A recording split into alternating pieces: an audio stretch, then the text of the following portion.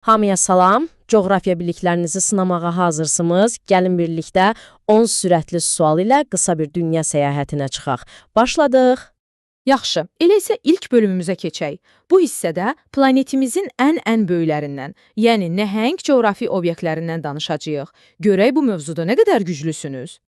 Və ilk sualımız gəlir. Sahəsinə görə dünyanın ən böyük ölkəsi hansıdır? Variantlar: Kanada, Çin, ABŞ, yoxsa Rusiya? Bir anlıq düşünək. Tik-tak, tik-tak.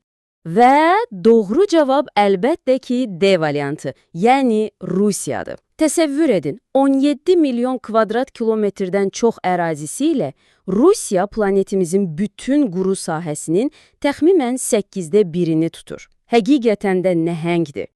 İndi isə sahədən əhaliyə keçirik. Bəs əhalisinin sayına görə dünyanın ən böyük ölkəsi hansıdır? Hindistan, Çin, ABŞ, yoxsa İndoneziya?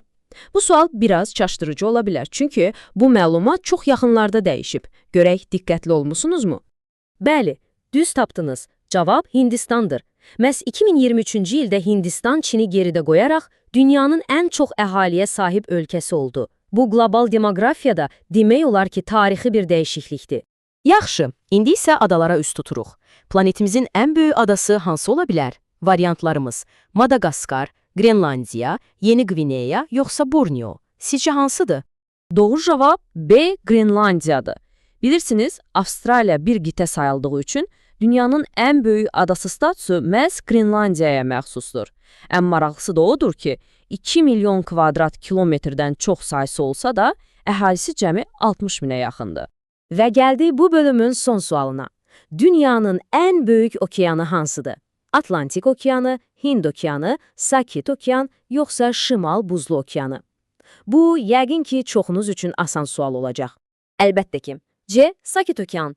Bilirsiniz, o qədər böyükdür ki, planetimizdəki bütün qitələri bir yerə yığsaq, onların ümumi sahəsindən belə daha geniş ərazini əhatə edir. İnanılmazdır, elə deyilmi? Süper! Birinci raundu uğurla tamamladıq.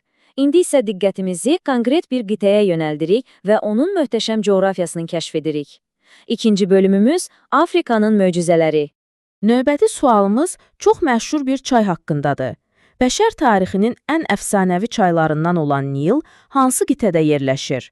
Asiya, Afrika, Cənubi Amerika, yoxsa Avropa?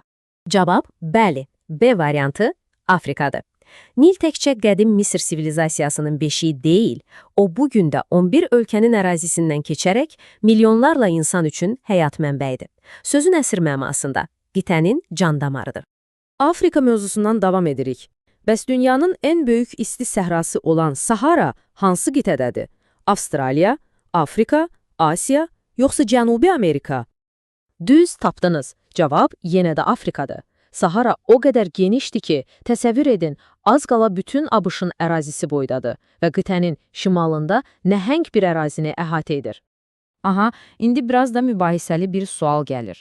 Bəs dünyanın ən uzun çayı hansıdır? Variantlar arasında Amazon, Nil, Mississippi və yanlışısı var. Bu sual hətta coğrafiyaçılar arasında belə bəzən müzakirələrə səbəb olur. Görək, sizin seçiminiz hansı olacaq? Və klassik cavab B. Nil çayıdır.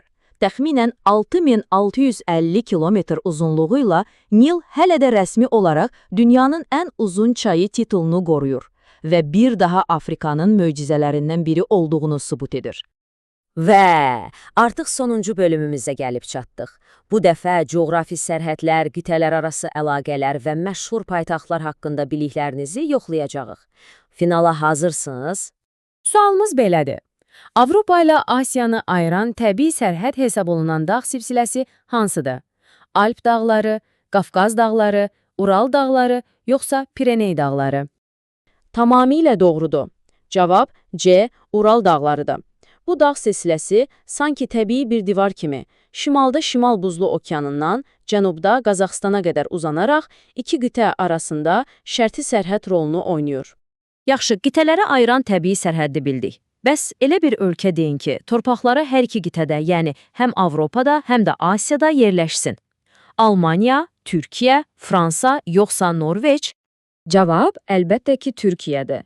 Və bu, əvvəlki sualımızın cavabı ilə çox gözəl əlaqələnir. Baxın, bir yanda Ural dağları kimi coğrafi bir sərhəd var. Digər yanda isə Türkiyə kimi həm coğrafi, həm də mədəni cəhətdən bu iki qitəni birləşdirən bir körpü var. Bu slayd da bunu çox yaxşı göstərir. Gəldik çıxdıq sonuncu, 10-cu suala. Dünyanın ən böyük, ən səs-küylü megapolislərindən biri olan Tokyo hansı ölkənin paytaxtıdır? Çin, Cənubi Koreya, Yaponiya, yoxsa Tayland? Bəli, doğru cavab C. Yaponiyadır. Və bununla da bugünkü coğrafiya yarışmamızın sonuna gəldik. Ümid edirəm ki, həm əyləndiniz, həm də bəlkə unudulmuş nələrisə yenidən xatırladınız. Bu qısa, amma maraqlı coğrafiya araşdırmasında bizə qoşulduğunuz üçün hər birinizə təşəkkür edirəm. Bəs sizin nəticələriniz necə oldu? Neçə suala doğru cavab verdiyinizi şərhlərdə yazmağı unutmayın. Növbəti bilik yarışlarında görüşənədək